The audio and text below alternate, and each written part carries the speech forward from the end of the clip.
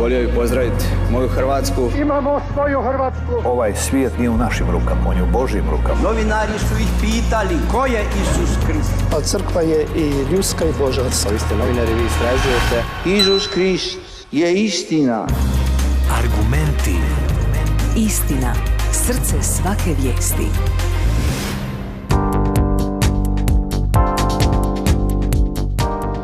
Lijep vam pozdrav poštovani slušatelji Hrvatskog katoličkog radija i cijenjeni gledatelji, ja sam Dijana Tikvić, urednica današnjih argumenata. Pogled današnjeg čovjeka često je zarobljen onim što nema i što bi htio pod svaku cijenu steći, strahovima, tjeskobama, gubitkom smisla i udaljavanjem od Boga. Ne primjećuje bogatstvo darova koji su mu darovani da ih upotrijebi na korist bližnjemu i na slavu Bogu.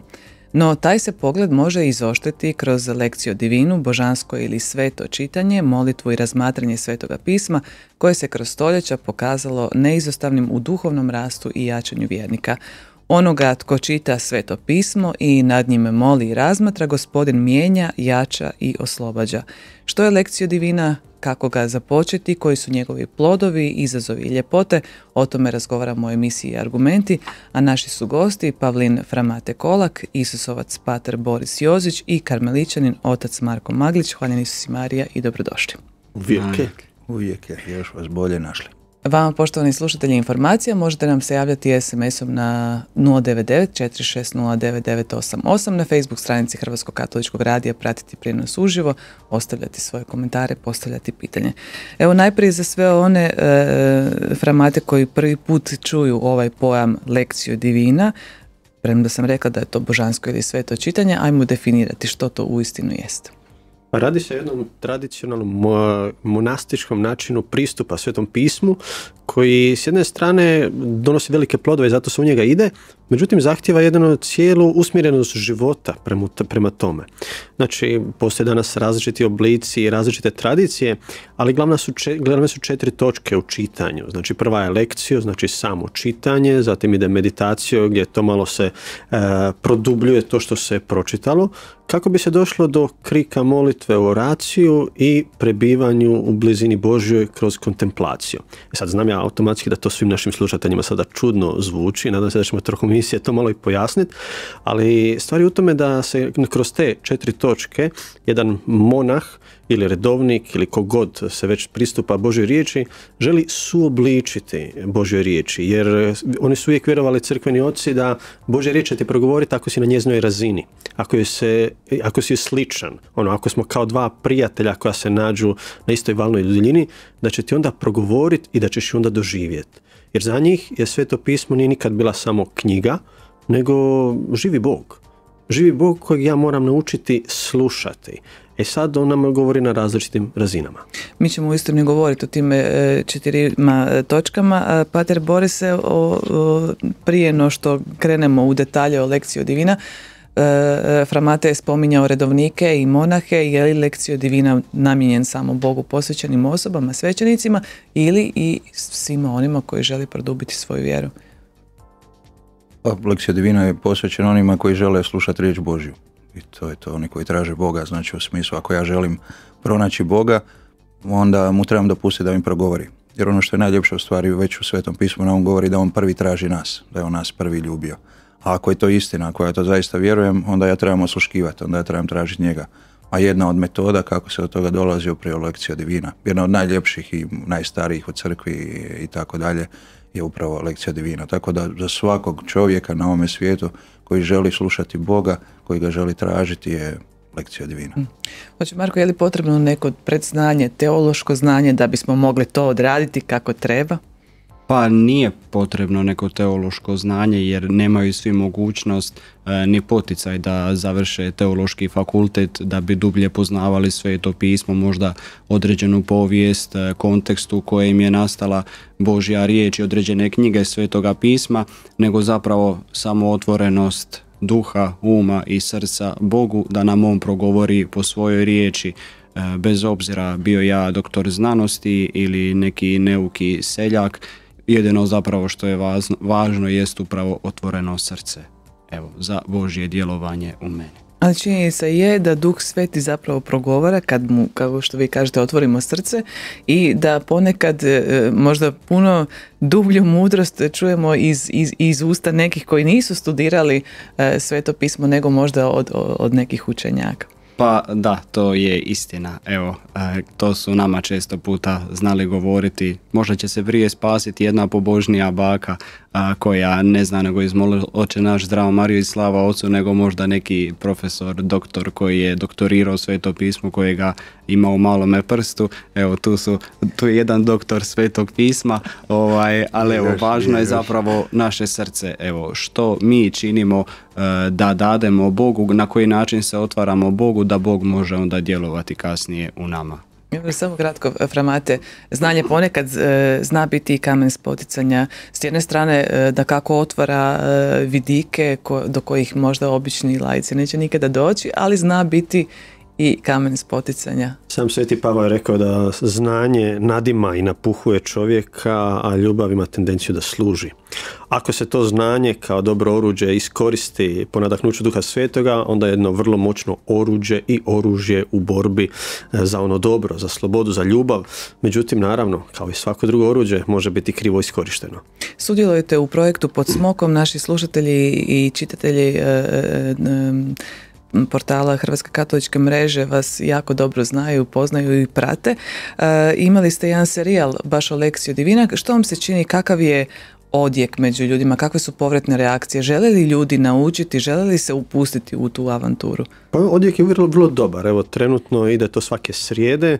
Ovo je već neka treći ciklus koji imamo. Obično smo to imali prošle godine za korizmu, za advent. Sada evo opet je korizma. Vode to naše sestre. Vrlo dobro, vrlo puno se u tome predano tome služe. Uvijek bude negdje oko 30 do 40 osoba koji dođu. Dolaze neki isti, neki novi. Ljudi tragaju za Gospodinom. Istina je da Bogu hvala, u Hrvatskoj imamo i više sličnih sadržaja, tako da nismo mi jedini koji su to ponudili, Bogu hvala, ali što svjedoči o jednoj stvarno iskrenoj čežnji da Gospodin traga, da ljudi tragaju za Gospodinom, da ga žele susresti i doživjeti, da ne žele da im život bude jednostavno isti, onako svake godine ista korizma, isti problemi, isto ljeto, ista zima, nego da se u tom životu nešto raste. Evo, a to je poanta Lectio Divina. Patre Boris, prije nego što krenemo o ovim koracima podrobnije, što je potrebno za pripremiti se prije nego što se upustimo u samu Lectio Divina? Pa, volio bi se nadovezati na ovo što su prije pričali što se tiče tog, kao trebali biti doktor da bi čitao to i da bi molio stvar Lectio Divina. Problem nastaje upravo kad mi idemo u Lectio Divina, kad idemo riječi Bože da bi je tumačili. Znači, umjesto da želim slušati Gospodina što meni govori, što progovara mom životu, da me nešto nauči, ja sad želim tumačiti to, pa onda tražim nekakve skrivena značenja unutra i tako dalje. To onda nije Lectio Divina. Jer Lectio Divina je upravo vrhunac ima u kontemplaciji, znači u prebivanju u Gospodinu. To je vrhunac Lectio Divina. I zato koraci koji su potrebni je, ja mislim, najviše to prepuštanje. Znači baš moli Duha Svetoga da ti pomogne, da ti se prepustiš, da dopustiš Gospodinu da ti progovori, znači da se prepustiš njemu. Drugo, znači postoje sad ti razni koraci, ako hoćeš možemo mi to prolaziti korak po korak. Prije toga samo najprije ona jedna tehnička pojedinost, koliko otprilike vremena treba odvojiti da bi netko se upustio u sveto čitanje? Tu sad ima raznih tumača, neko će reći samo 5 minuta, ali mislim da tu ipak treba neko vrijeme. Znači, moje neko iskustvo kaže da je bilo barem nekih pola sata, ako baš nikako na 20 minuta, da je to ipak potrebno da čovjek uđe u to malo dublje, da bude tu s Gospodinom. Tako da, što se tiče samog Lectio Divina, možemo mi čitati Sveto pismo i ne znam, onako, samo da bi čitali ili jednostavno dopustiti samo da nas prožima i tako dalje, onda to može biti kraće. Ali za te korake u Lectio Divina nekih pola sata pa nadalje, ja bih preporučio svima i ako mogu sat vremena, to je onda super. Dopustiti Gospodinu da na taj način djeluje u nama, jer to postaje borba. Sjećam se jednom da sam pročitao kako Sveti Augustin kaže da je čitanje Svetog pisma kao borba s neprijateljem nekada. To mi je bilo onako zanimljivo, wow, čekaj, kak sad neprijatelj, Sveto pismo, ali zaista je, jer nekada ulazimo u tu borbu sa neprijateljem i ne smijemo izaći van, znači trebamo pobijediti u smislu da dajemo sve od sebe, posebno u tim trenucima, ne znam, dosade ili tako, ja ostajem tu, borim se do kraja I na taj način onda dobivam, tu imamo, ne znam, i primjer Jakova u knjizi Postanka koji se bori s Gospodinom i tako dalje. Znači, ostajem tu, ostajem s tim. Tako da, možda evo, preduvjet je prepustit se i moliti za ustrajnost. Znači, da ostanem u tome, da ostanem do kraja, da dopustim Gospodinu da mi progovori, da mi kaže ono što je za mene pripremio kroz tu riječ Božju. Oče Marko, prvi korak je, rekli smo, lekcija, odnosno čitanje. Kako izabrati tekst koji ćemo čitati, nad kojim ćemo moliti, razmatrati? Pa možda bi bilo najbolje, evo, razni duhovni autori tako preporučuju, najbolje da bude iz Novoga Zavjeta, gdje je evo prisutan Krist i njegovo djelo, i onda tu riječ uzeti ili određenu rečenicu, određeni zapravo ulomak, evo, koji možda meni nešto znači, i zadržati se, evo, da ne bude ono samo, ne znam, sad jedan dio iz Novoga Zavjeta, pročitat ću cijelo prvo poglavlje prve Ivanove poslanice na brzinu, nego zapravo i to čitanje je čitanje koje treba i teći polako, da tu riječ koju čitaš, da je u isto vrijeme i slušaš zapravo. Tako da, evo, s obzirom da preporučuju razni autori najbolje Novi Zavjet, onda bi bilo najbolje, evo, uzeti možda, a ja neko gledam iz svoga iskustva i u pripremanju propovjedi, upravo evanđelje. I jednostavno čitati polako i dozvoliti da ta riječ zapravo nastanjuje se u tvome srcu. I tu su monasi, kada i jesu bili taj prvi korak započemali sam lekciju, čitanje, da su onda uzeli određenu riječ ili određenu rečenicu koja im je nekako najviše značila, koja ih je najviše dotakla, i onda kasnije tu su riječ u sljedećem koraku preživali, ruminaciju, što se kaže, na neki način dozvolili da im ona natopi srce. Čita li se tekst samo jedanput ili više puta? Pa tekst se može ponavljati više puta. Tekst se može više ponavljati puta i dozvolite nekako tome tekstu da on postane dio tebe i slušati otvorenoga srca, i taj izraz ponavljaš više puta i smještaš ga duboko u svome srcu. Mate, nakon što smo tekst pročitali, slijedi drugi korak, to je meditacija ili razmatranje, odnosno oracio. Što se u tom drugom koraku čini? Znači, dok smo se natopili tim duhovnim jelom, tim pročitanjem tega teksta, uvijek te nešto dotakne, nešto te onako malo bocne, ili ti se pa u pozitivnom ili u negativnom smislu, znači nešto može biti vrlo čudno, pa čak suhoparno, neugodno, ili nešto da te jednostavno onako nosi da jedva čekaš da vidiš što je. I sad tu se kreće s onim jednostavnim pitanjima koji svako sebi postavlja u trenutku, dobro, što me tu pogađa, na koji način, zašto? I gledamo malo, evo, taj dio, kakva je funkcija toga teksta, gleda se kako to djeluje. Evo, dotakla me na primjer jedna rečenica, je li to možda zaključak, je li to tek početak, ima li tu možda puno glagola, pridjeva, da li je to neka od onih rečenica kao u psalmu koja se ponavlja kao evo neki refren ili je nešto. Znači želimo vidjeti taj jedan živi organizam, da mi ne gledamo tamo znači samo neku informaciju na površini, nego da taj jedan duhovni organizam ima neki svoj sistem, ima funkciju i pokušava ti progovoriti. I dolazi malo po malo do tebe.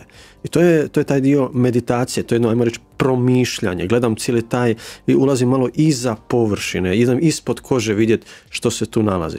A onda iz toga, kako se već još dublje natapam time, u duši se upravo javlja ta jedna čežnja, krik, koji ne mora biti nužno krik da neko doslovno vrišti, nego jednostavno gledaš sad, recimo, Isus je ozdravio nekog slijepca i gledaš, pa kako dobro, pa ovo, i u tebi se javlja, pa Isuse, pa i ja bi.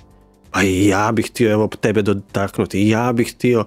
I onda upravo u sljedećem koraku, znači oracio, tu se upravo na njemu ustraje. Nije samo, pa dobro Isus, evo ja bih isto htio se ozdraviti, progledat, pa evo, da, ako Bože, evo daj, može, pa vidimo se sutra.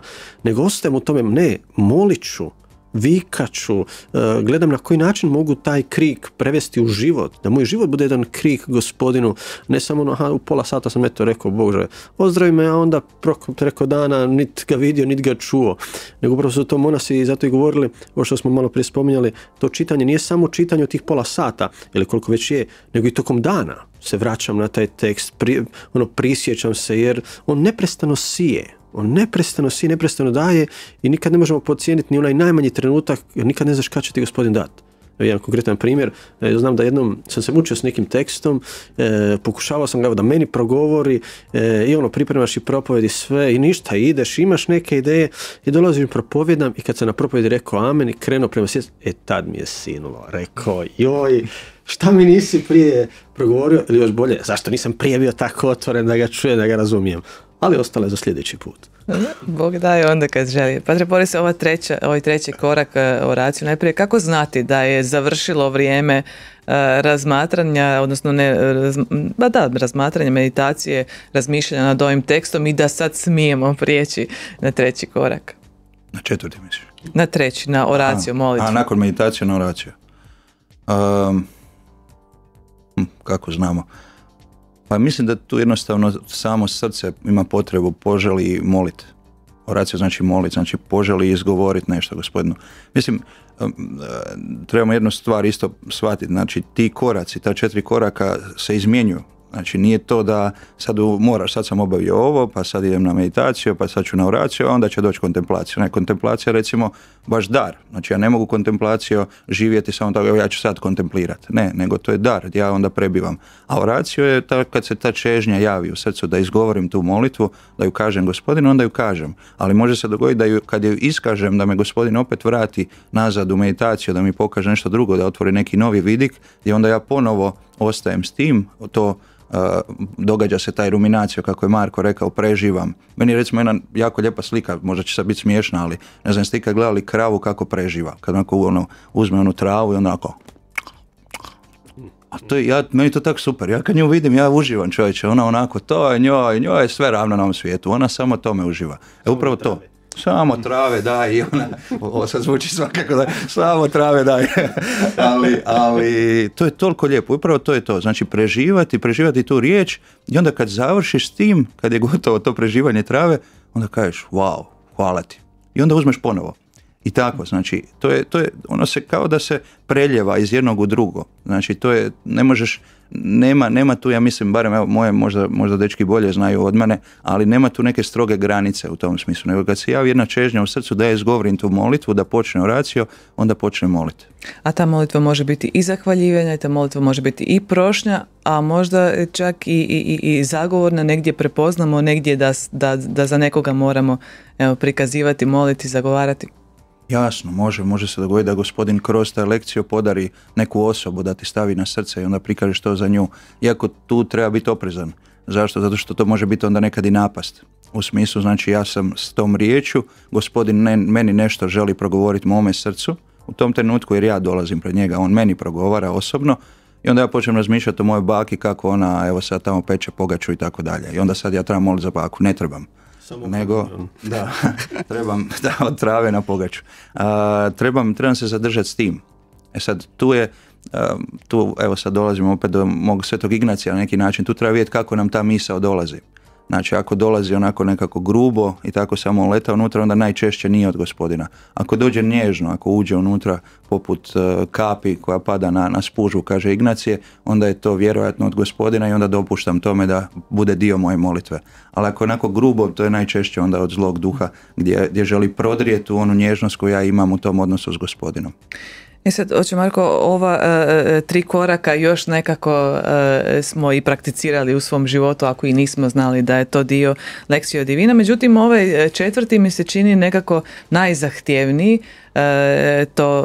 ta kontemplacija, odnosno motrenje. Što je zapravo smisao tog 4. koraka? Mislim da to baš vaša karmeličanska duhovnost ima tu.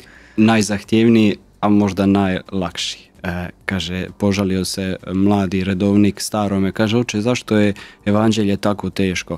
A on kaže, pa zato što je jednostavno i mi nekad zakompliciramo možda neke stvari, smatramo, evo, kontemplaciju, upravo taj 4. korak kao nešto što je samo za izvanredno svete ljude, mistike, oni koji imaju bilokacije, levitacije, ne znam, ko razgovara s Bogom svaki dan, gleda ga u oči, ali zapravo je kontemplacija Božji dar svima nama i svatko od nas može kontemplirati. I taj 4. korak upravo te kontemplacije nije ništa drugo doli stajati u Božjoj prisutnosti. Svjestan da je Bog prisutan u tebi. Klanjaš se Bogu u svome srcu i tu se dalje gase svake misli, svaka daljnja razmatranja, ulaženja u biblijski tekst, nego jednostavno u Božjoj prisutnosti sam sada. I to je ono što evo i naši karmeličanski sveci na neki način najviše žele dati naglasak na tome, živjeti u Božjoj prisutnosti. Naravno u lekciju divina taj 4. korak je kao povlašteno vrijeme stajanja u Božjoj prisutnosti, ali i općenito Božju prisutnost gledati kroz svako svoje djelovanje. Evo jedan naš karmeličanski, nije svetac, ali ako Bog da bit će, brat Lovro od uskrsnuća kaže: isti zanos, isti ushit osjećam u klanjanju pred presvetim i dok okrećem palačinke na tavi, jer sam svjestan da je Bog prisutan jednako tamo kao i ovdje. I on kaže da sam ja svećenik, ja bi u svakoj propovjedi govorio o Božjoj prisutnosti. I ta kontemplacija onda kao 4. korak nije ništa drugo nego jednostavno počivati u toj Božjoj prisutnosti. Bez ikakvih mojih riječi, govora, molitvi, traženja, nego jednostavno budi tu, nemo mu više ništa govoriti, samo budi tu i uživaj s njim. Ostane u šutnji. Što ako se u toj šutnji pojave koje kakve misli, što vrlo često, što s njima, što s tim mislima? Pa te misli ne treba se boriti protiv njih. Evo mi kad smo imali jedan tečaj uvoda u kontemplativnu molitvu sa jednim našim subratom, ocem Đanijem, i onda je naravno da ti misli dolaze i misli će stalno dolaziti i on kaže nikad se ne treba boriti protiv tih misli, sad da se fokusiram, daj odstupi đavle od mene, odstupite misli, ne želim razmišljati, i ja se zapravo borim protiv njih i onda izbacujem sebe iz kolosijeka, nego jednostavno prihvatiti ih, ne dozvoliti da one postanu dio tebe, da razmišljaš o njima, nego samo ih prihvatiti i ne davati im toliko pažnje, nego jednostavno stalno si posvješćivati Bog je u meni, ja sam ovdje pred Bogom, i ne boriti se zapravo protiv tih misli. Framate, i na kraju neki kažu da postoji onaj 5. korak, akciju, odnosno djelovanje ili razmjena iskustava. Spomenuli ste da imate susrete više ljudi koji zajedno nekako čine lekciju divina. Vjerujem da imate iskustvo da je svatko Božju riječ, isti tekst Božje riječi doživio na neki svoj način. Apsolutno, i to je jedno od najvećih bogatstava razmatranja Svetoga pisma. Međutim, ja bih još dodao to da svi ovi koraci, a upravo i taj 5. akcija ili djelovanje, jednostavno na neki način spontano proizlaze jedan iz drugoga. Jer evo, ajmo sad zamisliti, ako si već to toliko pročitao, posvetio si to nekome vrijeme, pa si razmišljao malo o njegovoj strukturi, pa si onda izrekao tu neku molitvu, znači molitvu koja dolazi iz tvoga srca, jer želiš neko zdravlje, želiš neki blagoslov i bio si u toj prisutnosti Božjoj, i ako si to stvarno nekako i prošao kroz te korake, a po meni je nemoguće da ti to nekako život ne promijeni. Ako si stvarno uspio izvući taj krik, to je jedino da si u nekakvom, sterilnom okruženju koje da niko ne čuje, niko ne vidi, nikog nema. Znači to jednostavno ide, to se jednostavno gradi. To je jedno upravo susretane prijatelja. Kao kad si prijatelju rekao, bili smo na kavi zajedno, popričali smo i rekao sam mu neke stvari, to će imati neke posljedice, Bogu hvala, za daljnji razgovor. A ujedno je to i poziv da se taj razgovor i dalje nastavlja i produbljuje baš kroz te čine, ljubavi. I onda upravo kako je Sveti Benedikt govorio, ora et labora, kao što se na latinskom dobro zvuči, znači moli radi, ali ovo ora se nalazi u ovome labora, molitva se nalazi u radu. Tako da onda moj rad nije samo izvršavanje, funkcioniranje, obavljanje nekakvih dužnosti, nego jedno oplođivanje, jer neko ti, donese koru kruha, neko osmijeh na šalteru, ali ti je dao neku i radost, nešto puno više. To je to, čeznuti za onim višim. Pitaju slušatelji na našem Facebooku, imaju li laici u obiteljima vremena za lekciju divinu, koja su vaša pastoralna iskustva? Imaju, samo kad se treba riješiti onih nepotrebnih stvari. Ali isto pravilo vrijedi i za redovnike i za laike. Kad je majka Terezija rekla jednom župniku, on se vrlo žalio, u Varšavi je to bilo da stvarno je pretrpan, sam je na župi, velika je župa, puno posla, a majka je netom bila rekla da treba barem pola sata biti pred presvetim. I sad se on žali i kaže, velečasnik kaže, vama onda treba sat vremena. Vama onda barem sat vremena. A s druge strane, ja bih rekao ovako, kreni barem s malo. Jer čim kreneš, Gospodin ti već malo počinje rasvješćivati koji su možda i neke nepotrebne sitnice u danu bez kojih se može. kao kad kreneš čistiti sobu, neke stvari će ostati u toj sobi, samo će biti bolje posložene, ali čim ih bolje posložiš i neke izbaciš, već se stvara malo više prostora. Zato nikad ne treba biti obeshrabreni, nego kreni, a Gospodin će se pobrinuti, jer kao što smo rekli, to je živi organizam. On isto želi da ga ti upoznaš. On će ti isto pomoći da pronađeš i vrijeme i prostor i situacije. Znam, jednu ženu, ona je u ormaru se zatvarala da me razmatra, druga je jedan čovjek na WC-u, jedan na putu da posla, jedan nazad. To je jedna kreativnost na koju nas Gospodin poziva i kroz koju on može govoriti. Što je slabija neka situacija, to on bolje dođe do izražaja. Bili smo, Padre Boris je spomenuli da te misli znaju u ovom 4. koraku doći. Nije to samo u 4. koraku, znaju one doći kroz cijelo vrijeme. Da, no, dobro, ajde, još s mislima se nekako, ako su koliko toliko normalne i svakodnevne, nekako se još s njima nosimo. Što ako, evo najprije to pitanje, što ako imamo nevjerojatnu suhoću, dakle ništa nam taj tekst ne govori, nigdje se nismo osjetili taknuti, zapravo nam je uopće muka provesti vrijeme razmišljajući, moleći nad tom Božjom riječi koju smo pročitali. Što bi ti učinila da je nekome muka i da mu je teško i da je bolestan i da je tamo sam? Što bi napravila? Ovo dijaloška pitanja u ovoj emisiji. Nećemo tako, dakle, pitanje je za... Što bi ti napravio, Mati? Ja bi ga zagrlio. I ostao bi tamo. Ostao bi s njim. Znači, kad je muka, kad je teško, treba ostati. Ako je to živi susret s Bogom, znači da susrećem živu osobu koja mi progovara, živi organizam, kako Mate kaže, onda ostajem s tim živim. Pa makar bila i muka. Šta god da bilo, ja ostajem. A ako sam odredio da želim ostati sada s Gospodinom tih pola sata, sat, 5 minuta, koliko god, ali kažem opet za pravi lekciju divina potrebno je malo više vremena, ali ako sam odlučio da želim ostati, onda ostajem. Jer ako ljubim, onaj koji ljubi, onda ostaje. Znači ako imam drugoga koji pati, koji je predamnom, koji me je teško, koji su hoći, onda ono što mogu ostati s njim. Dobro, ajmo ohrabriti naše slušatelje i gledatelje. Dakle, to što im riječ ništa ne govori ne znači da su oni manje dobri vjernici, manje duhovni, manje možda manje i otvoreni, nego jednostavno, evo, to je trenutno stanje, Bog zna zašto i sigurno će pokazati zašto. Pa ovako, Sveti Ignacije kad govori o suhoći ima neka pravila za suhoću. Prvo je, trebaš se pitati zašto je suhoća. Jer suhoća može biti plod naše ljenosti i naše mlakosti. Znači ja se trebam dobro preispitati je li to zaista plod moje ljenosti i moje mlakosti. Jer ako je to, onda trebam prestati biti ljen, trebam se pomaknuti, ne trebam više biti mlak. Ali suhoća može biti i, on govori o 3 koraka. Prvi je taj, znači da se pitam je li to plod mlakosti i ljenosti. Onda drugi korak je, znači ako nije to, onda je od Gospodina. Onda od Gospodina. E sad zašto od Gospodina? Zato da bi me Gospodin prokušao u smislu da vidi od čega sam sačinjen, od čega sam, jesam li ja zaista njegov, jel zaista njemu pripadam, i onda dopusti nekada tu suhoću da mi pokaže da ne mogu uvijek samo od osjećaja živjeti, nego da trebam, znači, i u tim teškim trenucima pripadati njemu, i onda me on pročisti time. I treći korak je, znači, da mi pokaže da ne mogu bez njega. Znači, to je uvijek put prema poniznosti, a poniznost je majka svih ostalih kreposti s koje izviru sve ostale kreposti, i zato me uči kroz to, znači da trebam biti ponizniji, da je on ipak stvoritelj i da sam ja jedno stvorenje koje dolazi pred njega u poniznosti da bi od njega primilo. Tako da mislim da je to najbolje ohrabrenje, znači ne trebamo mi tu sad sebe zavaravati. Biće dobro, samo ti hrabro. Neće biti dobro ako si lijen i mlak. Ako ćeš nazvati tako biti, onda prijatelj, onda će ti biti uvijek tako. Nego se onda pokreni. Ali ako si se pokrenuo, ako činiš sve, trudiš se, radiš, ali ipak si u suhoći, onda je to dar. Onda je to neizmjerno velika milost koju mi Gospodin daje da me pročisti, da bi onda nakon svake kiše dođe sunce. Nakon svake suhoće dolazi utjeha. A tek tada ta utjeha onda dobiva svoju zaista pravu vrijednost i pravu ljepotu, i tek tada zaista uživam u njoj kad ona izraste iz jedne suhoće.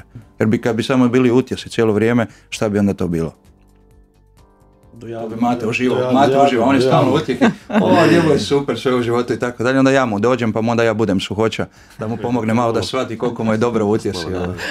Oće, Marko, sad smo otvorili ovu temu stvarnost zapravo plodova u našem životu. Mi najčešće pristupamo Bogu s nekim našim prošnjama, molitvama i zapravo puno češće vidimo ono što treba promijeniti u ljudima oko nas, a ne vidimo baš to što treba promijeniti u nama samima i često nam je zapravo bolna ta istina o samima sebi. Kroz lekciju divina također što se približavamo nekako više Bogu, to nam Bog otvara oči i za ono što nije kod nas dobro. Tako je, zapravo je riječ Božja, to je živa Božja riječ koja je korektiv našega života. I prije nekoliko dana nazvala me rodica i kaže, moram ti se pohvaliti, počela sam čitati Bibliju svaki dan. I ne mogu ti opisati koliko sam postala mirnija, sretnija, hrabrija, zadovoljnija, samouvjerenija, manje straha, koliko su zapravo moja osjetila postala istančanija za potrebe drugih, koliko mi Bog nekako daje da shvatim kad trebam kazati, kad trebam šutiti, kad što trebam kazati. I to je na neki način uzročno-posljedična veza, jer je isti Isus prisutan u hostiji na oltaru, isti Isus je taj prisutan u svojoj riječi, ni više ni manje nego taj isti Isus. I kad ja to zbilja shvatim da je to živi Bog, i kad se hranim s njime iz dana u dan, natapam svoje srce, svoje misli, svoj razum, svoj duh, cijelo svoje tijelo zapravo sa tom Božjom riječju, pa ja ne mogu ostati nepromijenjen. Jednostavno Bog mi onda pokazuje gdje šteka u mome odnosu s njim, gdje šteka u mome odnosu sa samim sobom, a isto tako gdje šteka u mome odnosu sa drugim ljudima. Tako da ako zbilja iskreno pristupam tome, ne mogu otići nepromijenjen. Jednostavno Bog mi pokazuje gdje griješim. Druge promijeniti ne mogu promijeniti samo sebe i svoj stav prema drugim ljudima.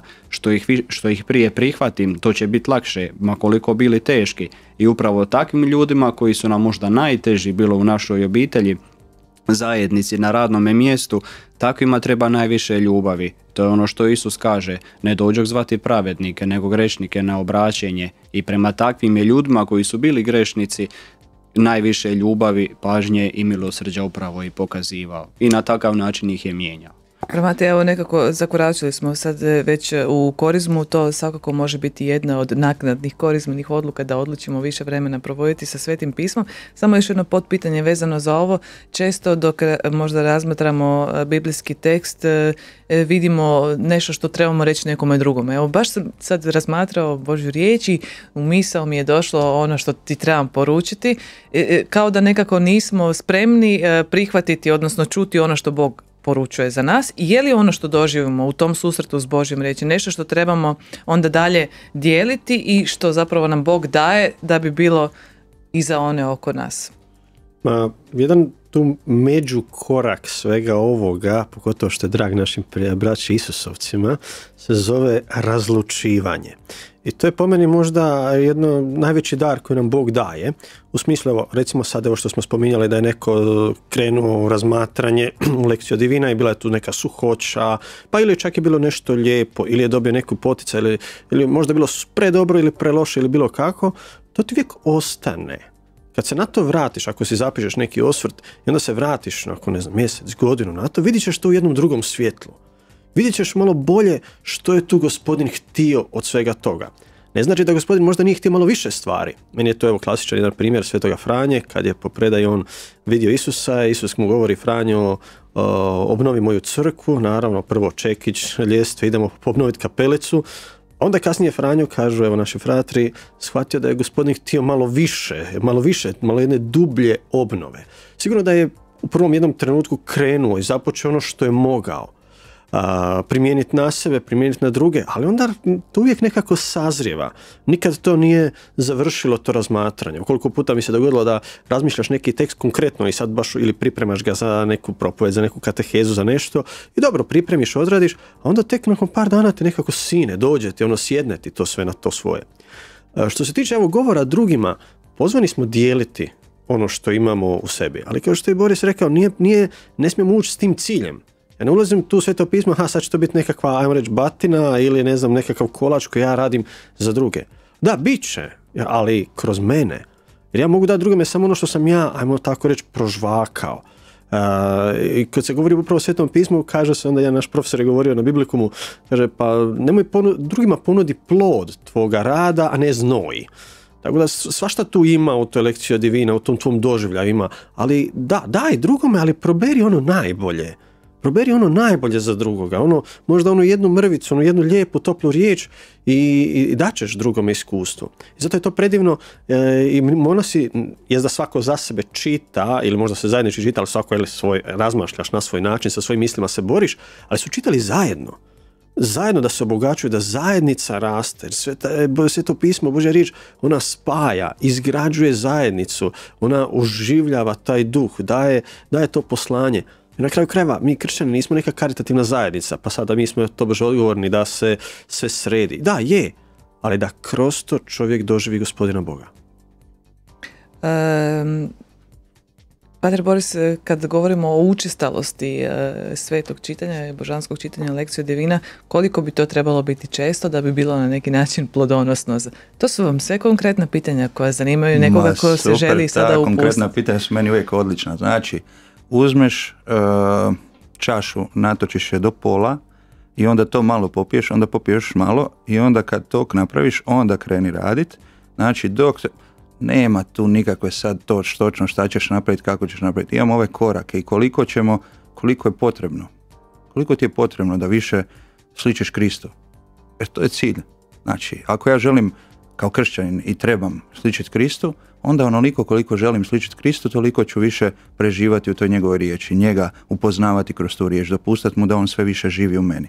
E sad, ako neko misli da je njemu dovoljno jedanput godišnje tako proći to, onda prijatelju, ako ti tako sličiš Kristu samo jedanput godišnje, onda jedanput godišnje.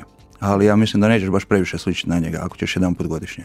Ali ako imamo vremena, ako možemo pronaći jedan ritam svakodnevni, recimo uzimanja Svetog pisma i čitanja i druženja s Gospodinom, to je onda odlično, to je najbolja stvar. Ako bi to postalo dio jednog moga dana, znači u tom smislu je sada koliko, kako, ko može, ono što je Mate spomenuo, može se, samo se treba dobro organizirati, treba vidjeti koji je prioritet u mom životu. Jer ja želim zaista staviti Boga, ono što mi svi kažemo, Bog je na prvo mjesto, a je li zaista? To onda treba vidjeti. Ako je on za prvo mjesto, onda ćeš uvijek imati vremena biti s njim. Prvo za potpune početnike uvijek je upravo dobro priključiti se nekom takvom pokretu, apostolatu preko interneta ili u župi, da već prođe se to s nekim koji ima malo iskustva, da se stavi čovjek malo na tračnice i da se vide malo i ta pravila, da vidiš da i drugima isto zapinju, imaju suhoće ili ljepote i dijele se iskustva, a onda je puno lakše kasnije malo i sam nadograđivati svoj neki stil, što je Boris rekao, neko može rijeđe, neko češće, ali uvijek je za početak apsolutno najbolje se priključiti nekom zajednici, pokretu, inicijativi, onda si tu već na sigurnijem nekako putu. I dobiješ konkretne savjete i odgovore, jer ima puno tih nekih možda pojedinačnih detalja za koje je svako različit, individualan.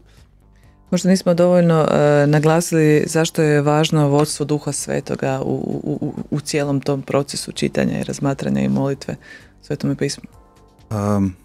Zašto je važno vodstvo Duha Svetoga? Zato što bez Duha Svetoga... Tražiti ga zapravo. Tražiti. Pa zato što bez njega ne ide. Pavao u Rimljanima govori da Duh Sveti u nama moli, on uzdiše u nama. Znači on je taj koji u stvari daje tu molitvu. Znači ja ni ne mogu bez njega uopće ulaziti u ikakav lekciju dinati bilo kakvu drugu molitvu bez Duha Svetoga.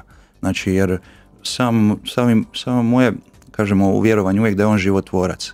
Znači svakog dana kad se ja probudim, kada dobijem tu novu priliku za život, to je u stvari prilika od Duha Svetoga. On mi ga je dao i on sa mnom kreće i on prebiva u meni. Ja sam hram Duha Svetoga. I znači svaki put to je potrebno sebi posvijestiti da bi se onda rodila ta milost. Jer svaka lekcija divina je milost, je dar. Znači ne može se ništa svojim snagama. Ja kao čovjek ne mogu baš ništa svojim snagama. I zato posvješćujem sebi da od Duha Svetoga dolazi. Znači mi kad smo, prije ove emisije, prije nego smo krenuli ovu emisiju, molili smo Duha Svetoga. Zašto? Zato što bez njega ovo ne bi mogli govoriti. Ove moje riječi koje sad izlaze iz mene, iz Mate, iz Marka, nije to naše. Ja mogu se tu pripremiti, mogu ja čitati, mogu i sve, ali ono što je potrebno, ono što će promijeniti možda vašeg slušatelja je to što je Duh Sveti u stvari daje. Znači ovo što ja sad govorim, nekome će zvučiti opet priča gluposti neke, a nekome će vidjeti wow. To je to dopusti Duhu Svetome da on djeluje. Znači ja izgovorim, a on djeluje. Tako ja primam, a on djeluje. Znači od njega primam, on je taj koji mi daje, on je taj koji u meni moli i on je taj koji me onda pokreće na taj peti korak, akciju, na djelovanje. Samo bi tu možda samo dodao jednu stvar, ono što je Mate spominjao, pitanje razlučivanja i tako, kada trebam nekome davati, mislim možda da ste išli u smjeru kao da nekad znamo nameta drugima, sad ću ja tebi objasniti, sad sam ja to dobio u čitanju, pa sad ću ja tebi reći. je li to na izgradnju drugoga? To je uvijek dobro pitanje. Kada dijelim, ta akcija treba biti na izgradnju drugoga. Je li to za njegovo dobro? Znači ja kada ljubim drugoga, to znači da želim njegovo dobro. Ne ono što sam ja sad zamislio da treba biti, kako će on biti i tako dalje, nego njegovo dobro. Je li to na njegovu izgradnju? Tu onda Duh Sveti puno pomaže. Hoće Marko, skroz smo na kraju. Vama zaključna riječ, odnosno zaključni poticaj da se zapravo ne može pogriješiti. Ako se upusti u ovu avanturu, nema pravo ispravno, nego idemo se otvoriti i pokušati odvojiti vrijeme za prebivati u Božoj prisutnosti. Pa tako je, izgubiti ne možemo samo dobiti. Ali evo, gleda se i bez obzira i ono što su braća spomenula i na suhoću, evo i naš trud, i naš angažman, i naša volja. Koliko je meni zbilja stalo do Krista, koliko mi je stalo do Božje riječi, toliko ću se i potruditi, bez obzira na sve što oko mene bijesni oluja, što sam ja možda neraspoložen, ali ako mi je zbilja stalo i tu Bog ne gleda na naše osjećaje, s kakvim osjećajima smo nešto napravili ili nečemu pristupili, nego se uvijek gleda naša volja. Bio ti sretan, bio ti tužan, ali evo koliko je meni zbilja stalo, toliko ću se onda tome i predati. Evo, time ćemo i zaključiti. Dragi gosti, hvala vam od srca što ste bili gosti emisije Argumenti. Hvala vam. Hvala i vama, poštovani slušatelji i cijenjeni gledatelji. Ja sam Dijana Tikvić. Vidimo se i čujemo ponovno idući tjedan. Do slušanja i doviđenja.